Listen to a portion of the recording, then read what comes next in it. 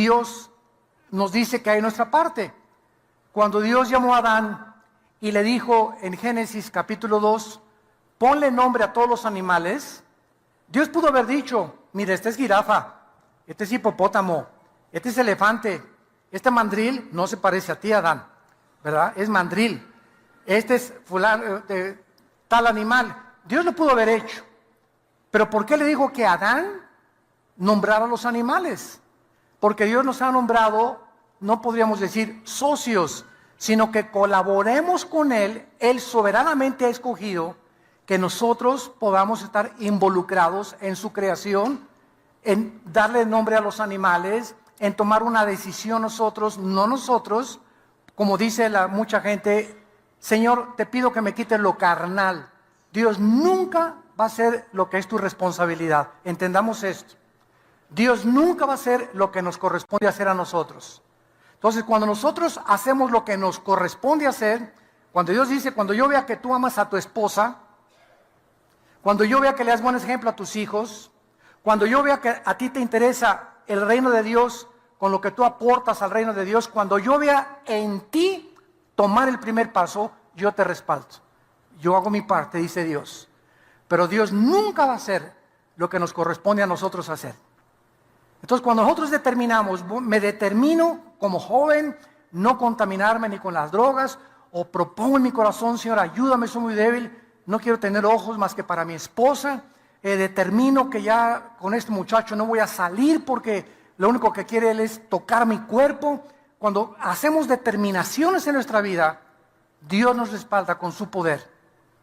Ya no quiero fumar estos cochinos, tabaco entubado, ¿verdad? Que me está afectando toda mi vida. Ahí está, no quiero ya, Señor. No tengo el poder, pero los tiro. Cuando Dios ve que tiras el tabaco y tiras esas drogas, viene su poder para respaldar la decisión que hemos tomado. Esto es importante porque mucha gente cree que es muy difícil ser cristiano en el siglo XXI. Hoy estamos rodeados de tentaciones, pornografía en la televisión, telenovelas, cines, películas, etcétera, etcétera. Y la Biblia nos ofrece un ejemplo en Daniel. Muchacho que entre los 14 y 17 años más o menos de edad, fue deportado de Jerusalén a Babilonia, el imperio más poderoso que ha existido en la historia, que hasta el grado de que los jardines colgantes de Babilonia fueron considerados una de las 7 maravillas del mundo. Entonces vamos a ver ahora en esta segunda parte del estudio del libro de Daniel, de qué forma este muchacho nos da un ejemplo de determinación, de disciplina. Si no tienes disciplina, nunca alcanzas nada en la vida. Seas doctor, licenciado, plomero, carpintero, chofer, predicador, dime el oficio, la profesión que quieras. Si no tienes disciplina en tu vida, nunca vas a poder lograr tus objetivos. Y si los logras, cuando llegues a gerente, cuando llegues a tener dinero, cuando llegues a tal parte, y te das cuenta que nunca adquiriste el bendito hábito de tener una vida disciplinada, no duras arriba. Con la rapidez con la que tú subiste como artista, como Miss México, como actor, como karateca, como deportista, lo que tú digas y mandes, cuando tú llegues a la cima o al éxito que has soñado, alcanzar o a ser dueño de tu negocio, de tu taquería, lo que tú me digas, si allá arriba, cuando comience a irte bien, si no tienes disciplina, lo vas a echar al bote de la basura todo. O te vas a descomponer tu carácter, o te vas a enorgullecer, o como ya tienes dinero te olvidas de Dios, o tienes el derecho de tener, ya tengo para mantener a 2 más amantes, pero la falta de disciplina es importante en la vida cristiana, porque somos soldados de Jesucristo. Vamos a ver ejemplos de integridad. ¿Qué es la integridad? La integridad es que estoy hecho de una sola pieza. Esta es la palabra íntegro. Soy igual en mi escuela, soy igual en mi oficina, la cara que tengo en la iglesia la tengo en mi casa, la cara que tengo con mi familia es la misma cara, no tengo una cara para mi familia, una cara en mi oficina, una cara en la iglesia de San Clodomiro. y otra cara cuando estoy en la calle. Eres una persona desintegrada, con múltiples facetas de la personalidad. Eres una persona, la palabra griega es hipócrita. La palabra hipócrita significa actor, el que actúa como no es. Entonces, si tú tienes una forma de actuar con tus amigos, otra forma de actuar con tu familia, forma con los cristianos, no eres una persona íntegra. Eres una persona que estás comenzando a desintegrarte, porque estás descomponiendo tu personalidad. Si lo que dices no lo haces, te comienza a desintegrar tu personalidad.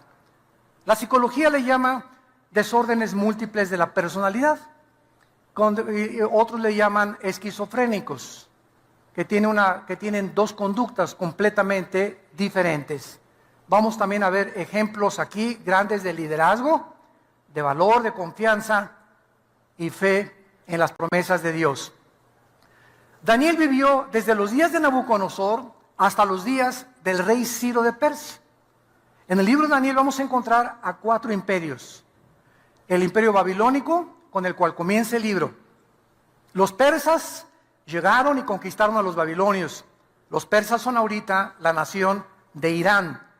Los persas no son árabes, son persas. El farsí es el idioma que hablan en Irán, no el árabe. Nada más que adoptaron la religión musulmana a través del tiempo. Los griegos conquistaron a los persas.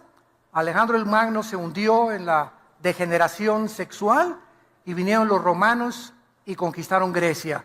Y ahí acaba, ¿verdad?, las profecías de los imperios mundiales hasta que el anticristo surja con la última forma de gobierno mundial que profetiza Daniel capítulo 2, capítulo 7, capítulo 11. Entonces es maravilloso cómo está el orden de la historia en el libro de Daniel, pero el Espíritu Santo inicia el libro de Daniel mostrándonos a un joven con disciplina, tan joven, un joven determinado, un joven que voy a seguir a Dios, un joven que voy a ir contra la familia, contra mis amigos, contra lo que sea, porque fuimos llamados no solo a creer en Cristo, sino a sufrir por su nombre. Así que si eres perseguido en tu familia y si eres burla de tus amigos o en tu oficina, no te achicopales, como decimos en México, ¿verdad? No te desanimes, sino que cobra vigor, porque el Espíritu de Dios vive sobre ti.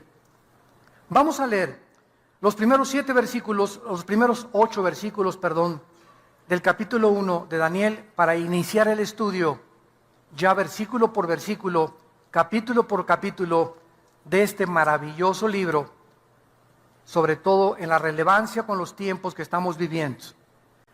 En el año 3 del reinado de Joacim, rey de Judá, vino Nabucodonosor, rey de Babilonia, a Jerusalén y la sitió.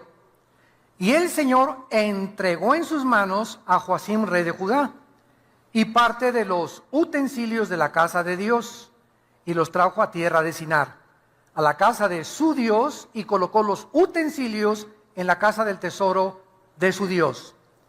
Y dijo el rey Aspenaz, jefe de los eunucos, la palabra Sarís, con S de Samuel en el hebreo, es la palabra de una persona que fue castrada. ¿Por qué castrados? Porque en aquellos tiempos los reyes salían de los palacios y se quedaba la reina sola, con puro negrito alrededor. La mayoría de los esclavos, ¿verdad?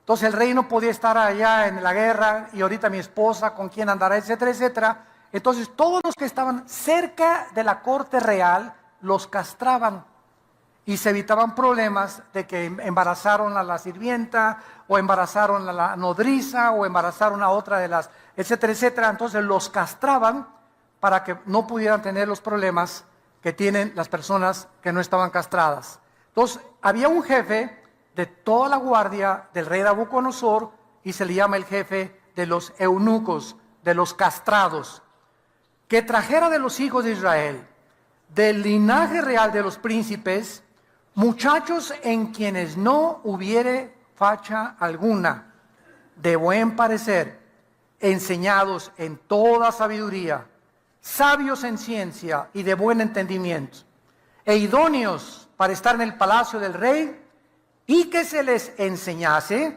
las letras y la lengua de los caldeos. Y le señaló el rey una ración para cada día de la provisión de la comida del rey y del vino que él bebía, y que los criara 3 años para que al fin de ellos se presentaran delante del rey. Entre estos estaban Daniel, Ananías, Misael y Azarías de los hijos de Judá. A estos, el jefe de los eunucos les cambió el nombre. Vamos poco a poco a ver esto. A Daniel le puso Belsasar, a Ananías Sadrach, a Misael Mesac y a Azarías Abednego. Y Daniel propuso o determinó o estableció en su corazón no contaminarse con la porción de la comida del rey ni con el vino que él bebía. Pidió por tanto al jefe de los eunucos que no se le obligara a contaminarse. 4 jóvenes, menos de 18, 20 años, son arrancados de su familia, de su religión, de sus costumbres, de los cantos, de la alabanza, de las iglesias, de todo aquel movimiento en el cual vivían. Son arrancados y llevados a un medio ambiente pagano, hostil, depravado, inmoral, idólatra, lleno de brujería y de ocultismo, donde podríamos decir cualquiera hubiera sido absorbido por ese medio ambiente. Estos 4 jóvenes son transportados a una región totalmente diferente.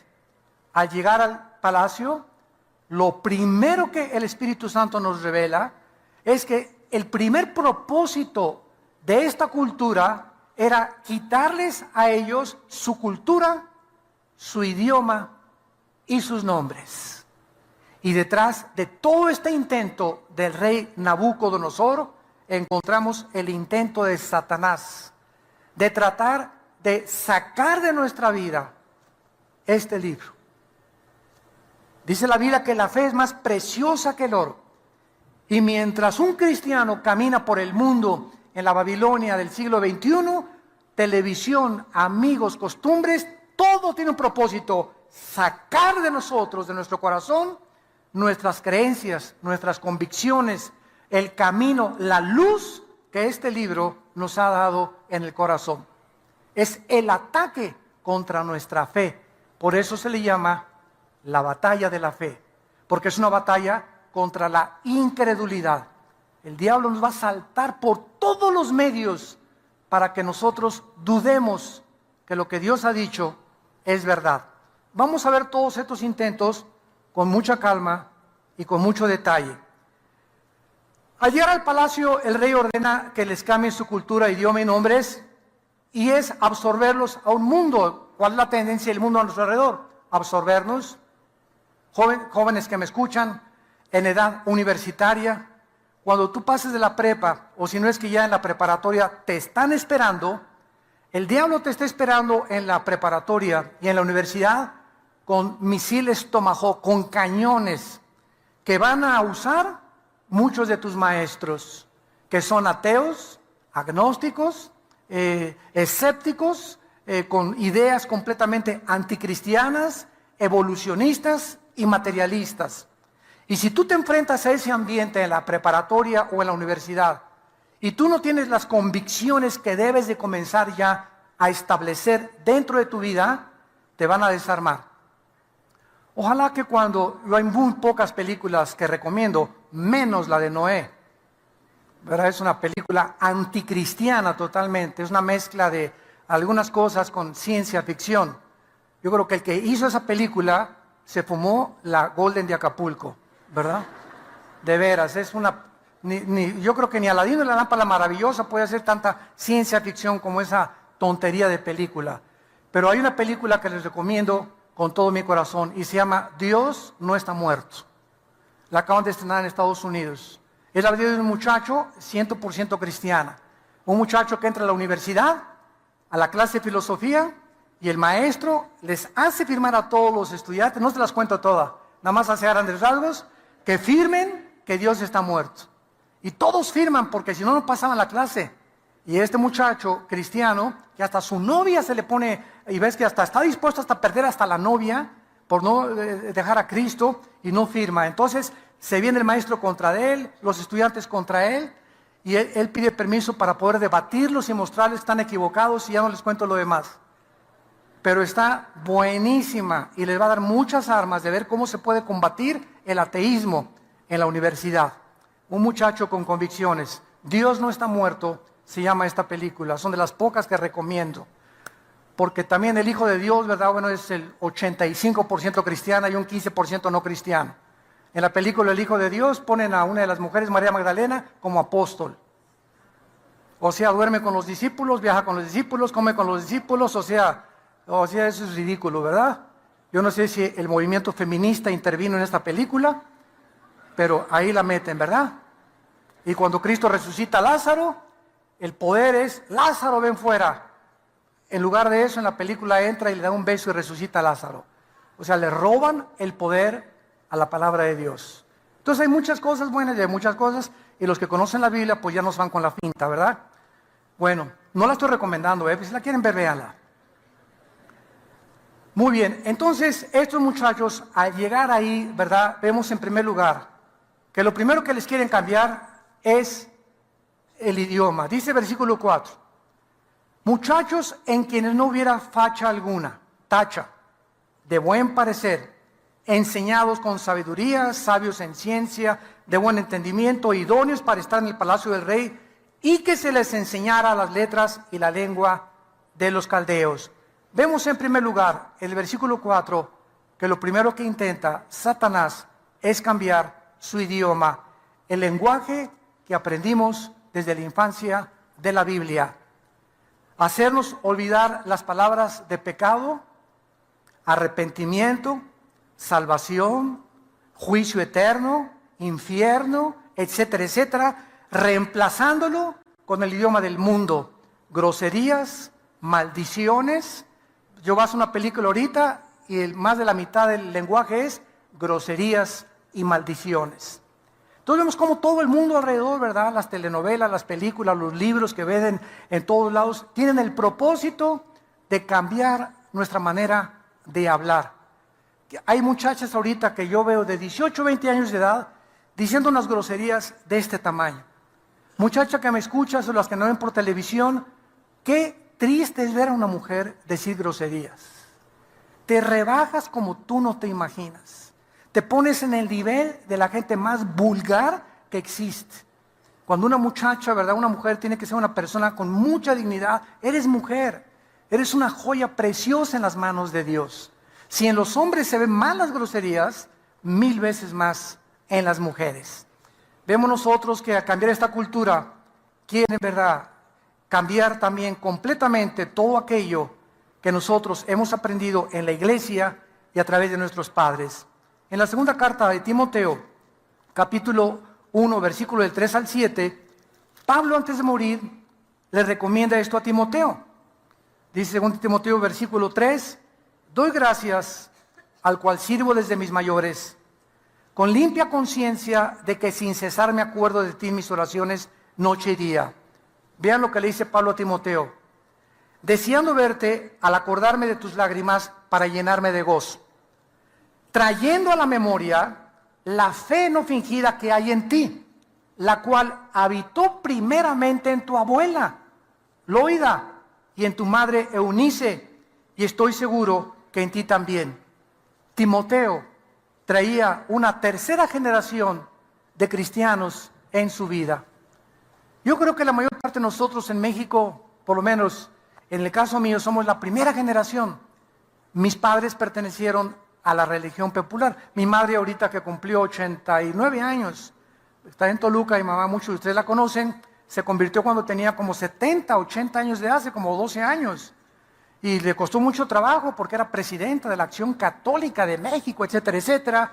Y a través del testimonio de mi hermano Alejandro y un servidor, mi madre se convierte. Mi padre murió con el cordón de San Francisco, era franciscano, un hombre que él creía que estaba bien. Jamás me acuerdo, nunca que nosotros hayamos en la casa de ustedes tenido una Biblia.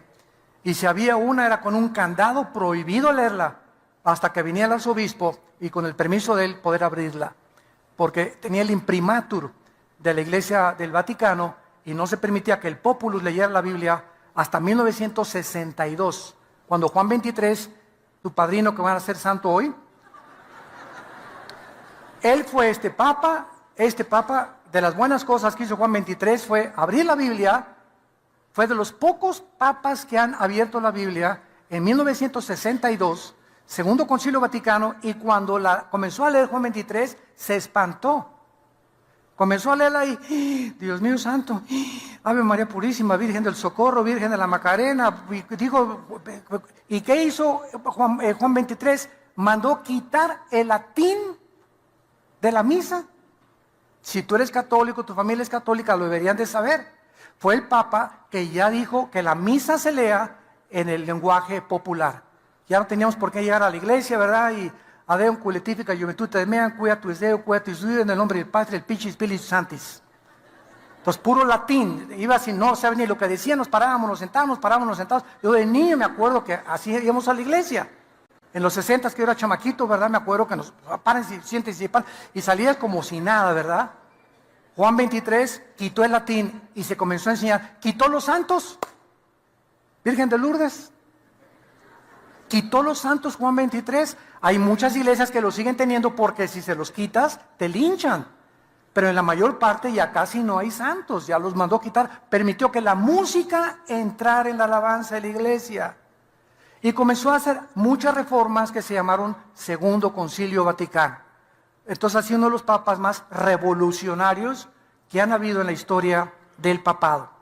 Entonces vemos que nosotros como la primera generación, muchos de ustedes son hijos de pastores o fueron ya sus abuelos pastores, muy pocos en Latinoamérica, en Estados Unidos, todos los pastores que conozco son tercera, cuarta, quinta generación. Qué bendición, ¿verdad? Y nosotros aquí en México apenas somos la primera, mis hijos son la segunda generación, pero Timoteo era la tercera generación de cristianos. Entonces vemos que este es el propósito satánico, robarnos nuestro idioma, nuestras palabras y reemplazarlas con groserías, con maldiciones, con la forma como se expresa la gente que no conoce a Dios. En segundo lugar, versículo 5. Y se le señaló ración para que cada día de la provisión de la comida del rey y del vino que él bebía, que los criara 3 años. O sea, dice Nabucodonosor, apártenme a estos muchachos. Y les van a cambiar su cultura. No les vuelvan a sacar ningún libro en hebreo. Y quiero que nada de la dieta que tenían kosher los judíos, coman ellos. Van a comer puerco y camarones y los alimentos prohibidos en aquel tiempo en Levítico 11. Que Dios le dijo a Israel, no coman esto, y ahora lo sabemos, porque tenía colesterol. Hasta el siglo XX que se descubrió el colesterol, y la Biblia tenía razón.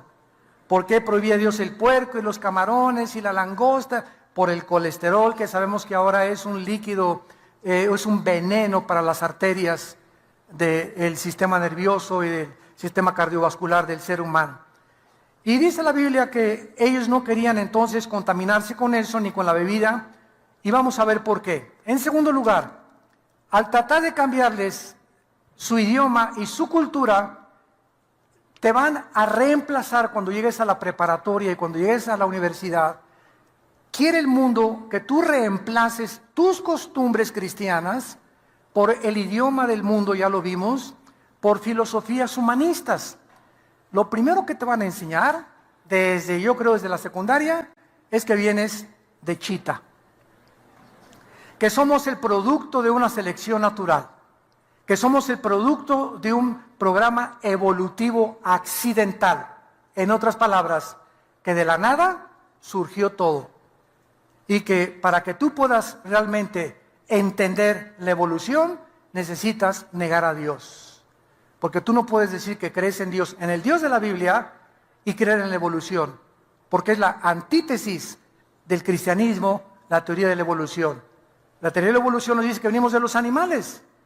Dios dice que venimos de Él, que somos su creación, su semejanza, y que tenemos una grande dignidad en el corazón, que somos criaturas hechas directamente por Él. Y que como esta dignidad la tenemos grande, somos diferentes de los animales. Pero el diablo quiere que rebajarnos al nivel de los animales y compararnos con los animales. Entonces, todas estas cosas nos están esperando en la escuela, en la preparatoria. Ahí me estaban esperando en la universidad con la evolución, con el comunismo también, que es el mejor sistema de gobierno, el sistema comunista, marxismo, la dialéctica materialista, Hegel, Engels. Todas estas cosas te las van a enseñar en la universidad para lavarte el cerebro y decirte que es la única forma de poder gobernar. Cuando la historia nos enseña que el comunismo fracasó. Fracasó en la Unión de las Repúblicas Socialistas Soviéticas, fracasó en Europa, fracasó en el Asia, fracasó con Mao Zedong, fracasó con todos los que han querido creer que el comunismo es la respuesta para poder gobernar y llevar a una sociedad justa, equitativa y con mucha paz. Te van a esperar con filosofías orientales en la universidad y en la preparatoria, que tienes aquí el tercer ojo, que medita, que haciendo yoga, el yoga no es malo, los ejercicios de estiramiento del yoga no son malos. Yo me estiro cuando llego a la casa y me agacho y me toco los pies y me enrosco así por allá, pero nada de la filosofía yogi, esa es el satánica. Pero los ejercicios son buenísimos, ¿verdad? Porque son ejercicios para estirar los músculos.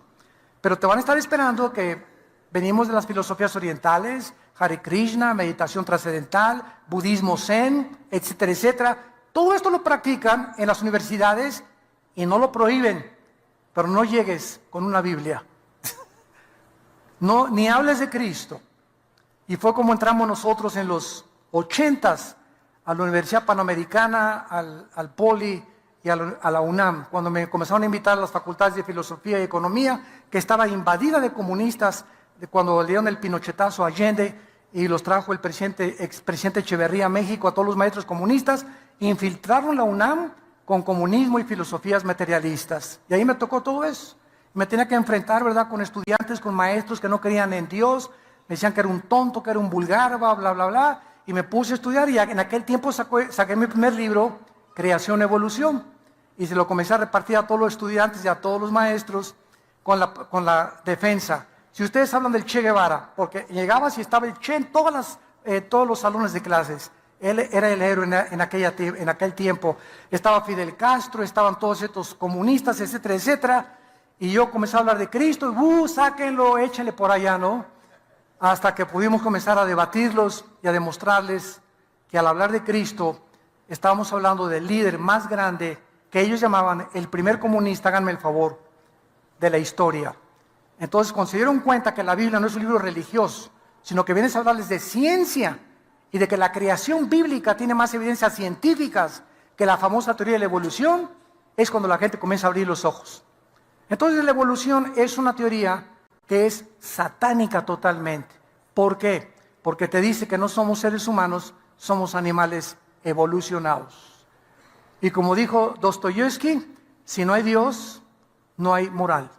Cada quien hace lo que le da la gana. Si no hay moral, todo es permisible, más que la moral que tú inventes para tu propia vida y tu propia familia. Dice Colosenses 2, versículo 8. Mirad que nadie los engañe por medio de filosofías. Fíjense lo que dice. Y huecas sutilezas, según las tradiciones de los hombres, conforme a los rudimentos del mundo y no según Cristo. ¿Qué nos dice Dios? Cuídate de cualquier sistema de pensamiento que no tenga su origen en la Biblia. Todas las filosofías, todos los sistemas de pensamiento, materialismo, pluralismo, hedonismo, comunismo, nazismo, fascismo y todos los ismos, fíltralos a través de la Biblia. Que el hombre vino de una chispa que nació en el espacio, ¿qué dice la Biblia? Que la doctora Corazón dice que el sexo antes de casarte no es malo porque es necesario que te pruebes si te ama tu novia. ¿Qué dice la Biblia? No la doctora Corazón, ¿qué dice la Biblia? Que te dicen que tú eres Géminis y que tu novia es Capricornio y que no quiere tener nada contigo porque Capricornio y Géminis no se llevan. ¿Qué dice la Biblia? Que son babosadas. Qué increíble que seamos pensantes, creamos que la luna tiene efecto sobre las mareas del mar por la fuerza gravitacional que existe, pero la luna y los astros y Saturno tienen influencia sobre mi conducta. Imagínate nada más, ¿no? Digo, a eso hemos llegado. Pero ahí tienes a Walter Mercado 1 hora diaria en tu casa. Cuídate, dice la Biblia, cuídate cualquier sistema de pensamiento, el que quieras traerme. Fíltralo con la Biblia. Y la Biblia hace pedazos, 2 Corintios capítulo 10, refutando argumentos y toda altivez que se levanta contra el conocimiento de Dios, llevando cautivo todo pensamiento a la obediencia a Cristo Jesús. La Biblia hace pedazos todos los sistemas y filosofías del hombre. Cuando tú conoces este libro, no hay nada que se pueda anteponer. Y si alguien se opone a las evidencias que les presentamos, no es porque no tengan evidencias, sino porque han decidido no creer. Que esa es la tragedia de la mayor parte de los seres humanos. No es la luz la que le falta a un ciego, porque el ciego puede tener aquí una lámpara y mantener los ojos cerrados. Dice el dicho chino, un hombre puede llevar al río a un burro y entre 50 no lo hacen beber. Contra la voluntad humana no hay nadie. Si tú has decidido no creer, aunque tengas evidencias históricas, arqueológicas, paleontológicas, científicas de la Biblia, has decidido no creer. Y por ese orgullo y por ese rechazo a la luz, la Biblia dice que Dios te condenará eternamente en el infierno. Por no haber querido aceptar eso. Oye, ¿pero qué? ¿Por qué? Porque al rechazar eso, lastimas tu vida. Te comienzas a autodestruir. Comienzas a destruir tu matrimonio, tus hijos, tu negocio y todo lo que está a nuestro alrededor, nos volvemos enemigos de la sociedad. Al ser enemigo de Dios, te haces enemigo del ser humano. Y sin que te des cuenta, lastimas a toda la gente que se te acerca por el orgullo de tu corazón. En tercer lugar, les quisieron cambiar sus nombres. Versículo 7. Cambiarle su identidad. ¿Qué es lo que el mundo nos quiere cambiar? ¿Cuál es nuestra identidad? ¿Qué somos? Hijos e hijas de Dios. Cuando oímos en la televisión, mi hermano Francisco, o mi hermana fulana, o mi hermano esto, mi hermano aquello, mi hermano el gurú, espérame tantito. Juan 1:12 dice claramente en el Nuevo Testamento, a todos los que le recibieron, a los que creen en su nombre, les da Dios el derecho y la potestad de ser llamados hijos de Dios. Así que si tú no tienes a Cristo, discúlpame, tú no eres mi hermano, ni mi hermana. Se oye muy bonito, somos hermanos todos. Todos somos, escúchame, criaturas de Dios. Pero no todos somos hijos de Dios, de acuerdo a la Biblia. Es a los que reciben a Cristo, los que entran a formar parte de la familia de Dios. Si no tienes a Cristo, no eres mi hermana, aunque tienes cara de San Clodomiro. O a la religión que tú quieras cambiar. Vean ustedes el papel satánico, a Daniel. Significa, apúntalo, Dios es mi juez, en el hebreo. Y le ponen el nombre de Belsasar. Bel era un dios pagano, que significa servirás a otro dios. Y al llegar a la prepa y a la universidad, te está esperando el mundo. Olvídate de tu diosecito y la Biblia, los cristianos y todas esas babosadas, ¿verdad? Hay un Dios que se llama el dinero y la diosa del sexo. Son los dos dioses que sirve la humanidad. El dinero. Haz una carrera donde hagas dinero. Si eres dinero, si eres rico, si pisoteas, si robas y tranzas, obtienes tu sueño y llegarás a la cumbre del éxito. Y no te niegues el placer sexual desde joven. Y venimos a la Biblia y es la antítesis de las enseñanzas morales del Dios que nos amó desde una cruz. Es el propósito de Satanás, robarnos completamente lo que Dios quiere en nuestras vidas. Ananías significa amado del Señor. Y le cambian a Sadrach, que significa iluminado por el Dios Sol. O serás iluminado por el mundo, que era uno de los astros que adoraban en la antigüedad. Misael significa ¿quién como Dios? Le ponen el nombre de Mesac, ¿quién como Venus? Dios ya no será tu prioridad. Ahora es Venus al que vas a servir. Y es interesante, ¿verdad?, que a Satanás también se le llama la estrella de la mañana, en Isaías capítulo 14. Y Azarías, en cuarto lugar, significa el Señor es mi ayuda. Azarías, el Señor es mi ayuda. Le ponen Abed-Negó, que significa siervo de Negó, que era un Dios falso. O en otras palabras, Dios ya no te ayudará. Ahora, el que te va a ayudar es el dinero, el que te va a ayudar son las relaciones, el que te va a ayudar es que le hagas la barba al diputado y al que tiene poder, y que le traigas una botellita de vino a tu maestro, que aceptes la filosofía de la que te está enseñando, etcétera, etcétera, y robarnos, absorbernos, lavarnos el cerebro para sacar de nosotros la fe. Nuestra confianza en lo que Dios ha dicho. Y así fue desde el principio con Satanás, ¿se acuerdan? A ver, Eva, con que Dios ha dicho. ¿Qué atacó? Lo que Dios dijo. O sea, lo que Dios te está diciendo es una mentira. ¿De veras ese le crees a él? Con que ese te dijo eso. ¿De veras Dios te dijo que no tengas relaciones hasta que te cases? ¿De veras? Qué niña tan religiosa y tan pareces monja. ¿De veras Dios te dice que a tu esposa la trates como reina? Que a tu esposa la trates como sirvienta, y Dios te dice que la trates como una reina, y viene siempre Satanás a contradecir lo que Dios dice. Les voy a dar un secreto. Cada vez que yo en mi vida he tenido un problema para creerle a Dios, tengo el bendito hábito de decirle a Dios: Señor, yo solo sé que eres infinitamente sabio, y tu orden, lo que tú me estás mandando, no lo entiendo, pero como sé que eres infinitamente sabio, no necesito entenderlo, sino obedecerte.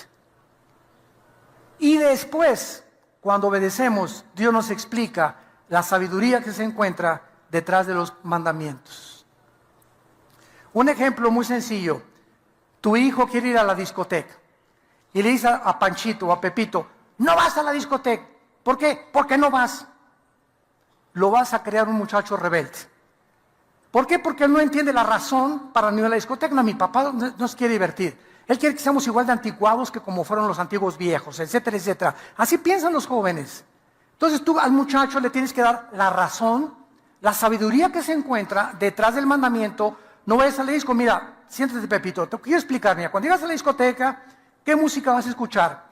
¿Schubert o Beethoven? No, ¿verdad? Vas a escuchar música de por acá y por allá. ¿Qué te van a servir? ¿Coca-Cola o agua de horchata?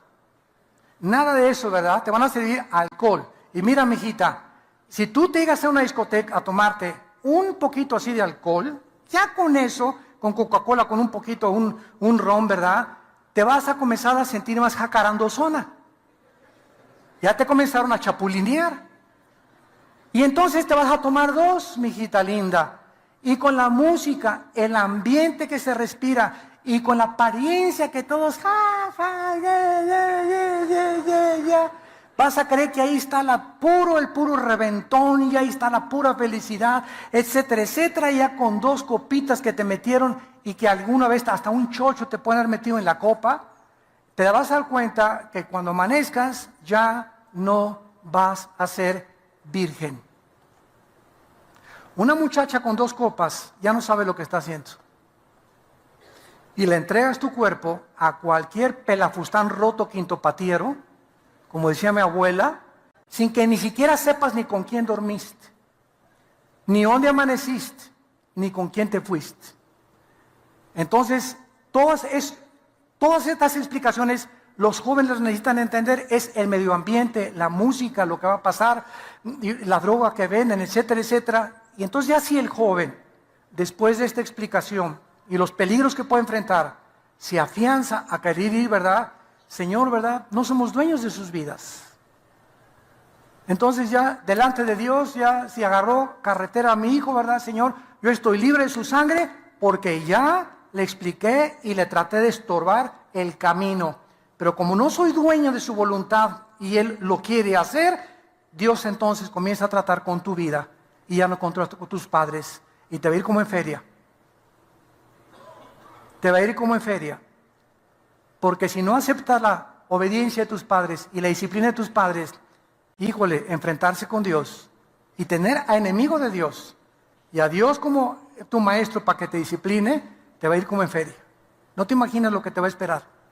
Y es la razón por la cual tantos jóvenes están sufriendo lo que están sufriendo, por su rebelión a las leyes de Dios. Y recoges tu cosecha tarde o temprano. Entonces vemos, ¿qué haría Daniel? ¿Se iba a dejar absorber por esta cultura pagana, idólatra? ¿Se mantendría Daniel y sus amigos firmes ante pasar puro bikini alrededor? Puros chavos en bikini en el palacio, vino, jajaja, jijijo, música satánica, etcétera, etcétera. ¿Qué iban a hacer estos jóvenes? Sodoma y Gomorra era la Reino Ventura comparado con esto. Iba a pagar Daniel y sus amigos el precio de la persecución e ir en contra del mundo y de todas estas cosas. Y dice la Biblia que así fue, versículo 8. Y Daniel propuso en su corazón. Esta palabra propuso es la palabra hebrea sum, S de Samuel, U, M de mamá, sum.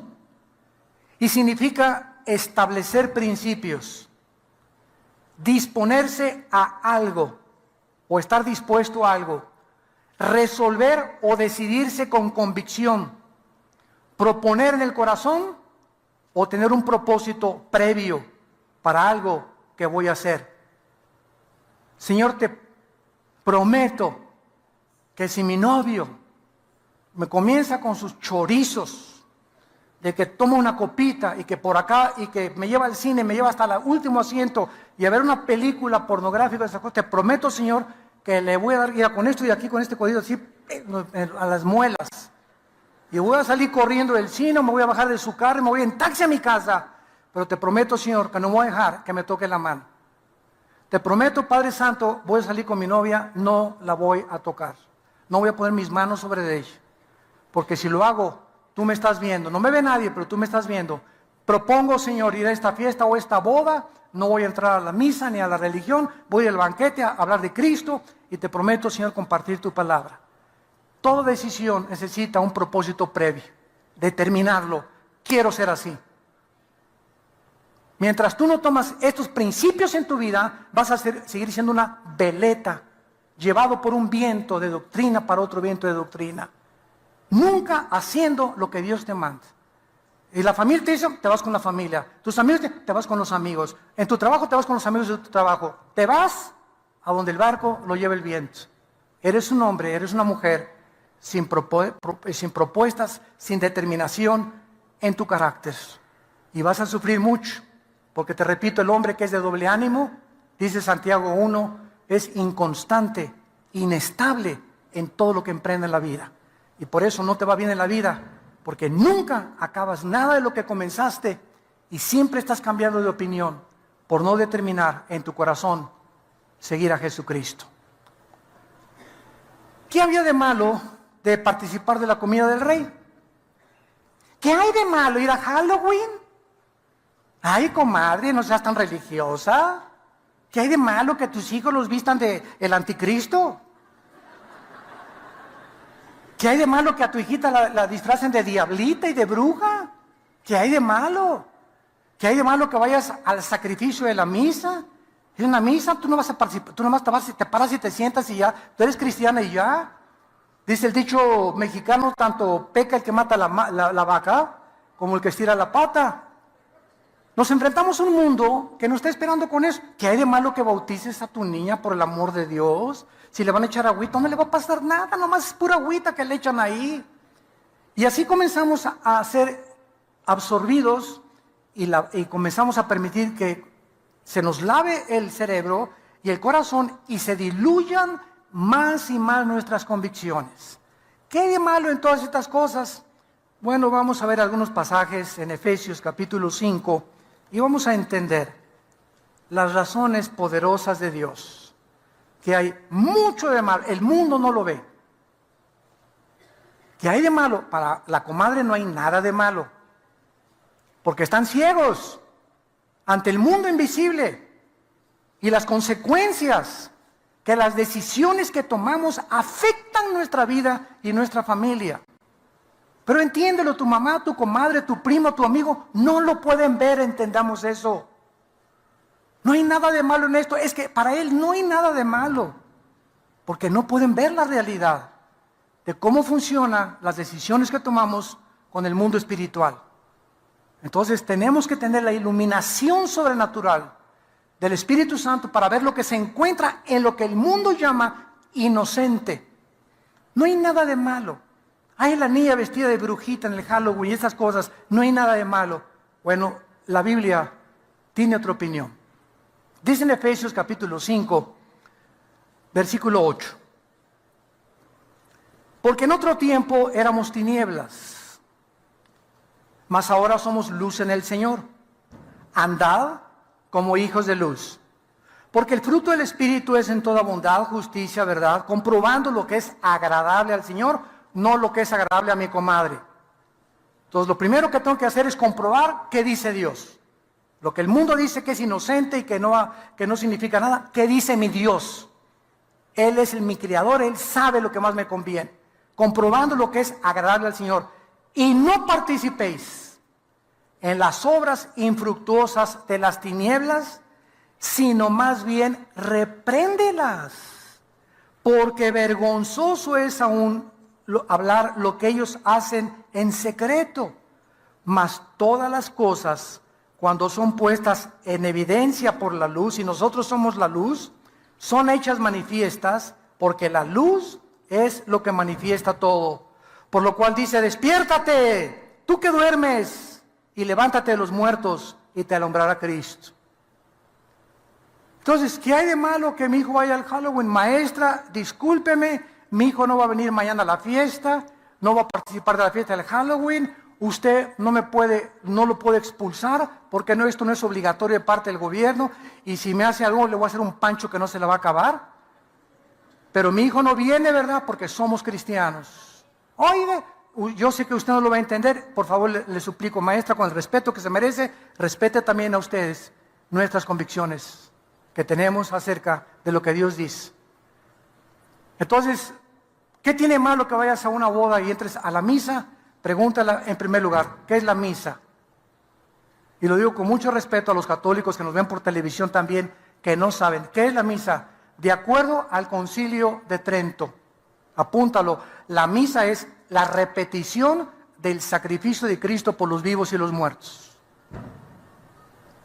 Cuando el cura entra y ofrece el sacrificio de la misa, está ofreciendo y matando a Cristo otra vez, brincándose la cruz e ignorando Hebreos 10, que con un solo sacrificio nos hizo perfectos para siempre. Roma se brincó la cruz y continúan con el sacerdocio levítico del Antiguo Testamento.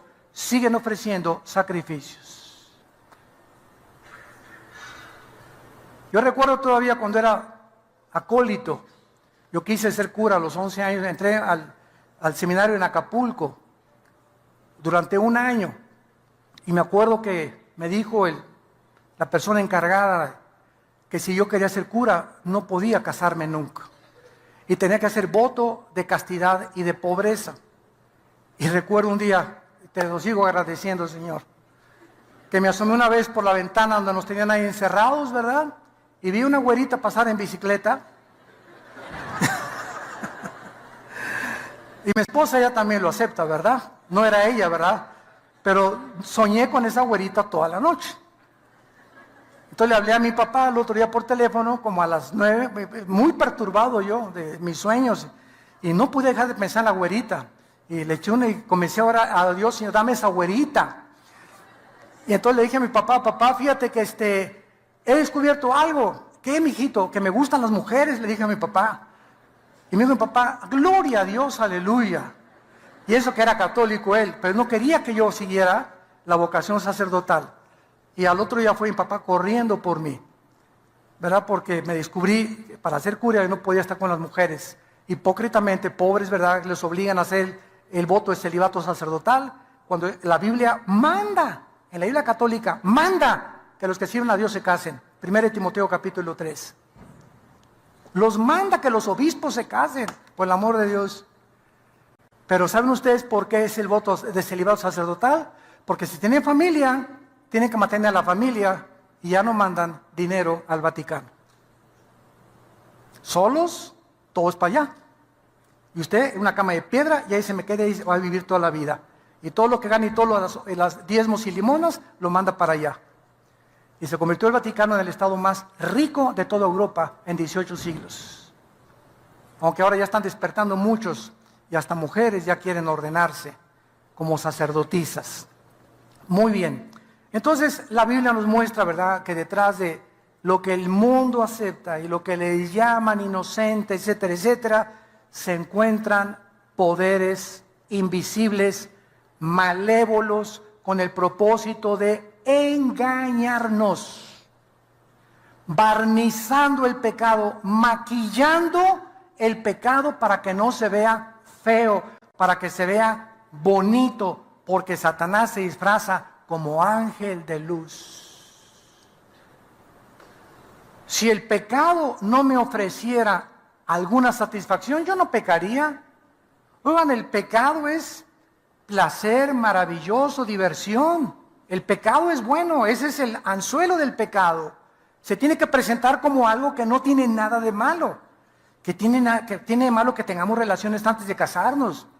Que tiene de malo una canita al aire allá con algún amante de vez en cuando.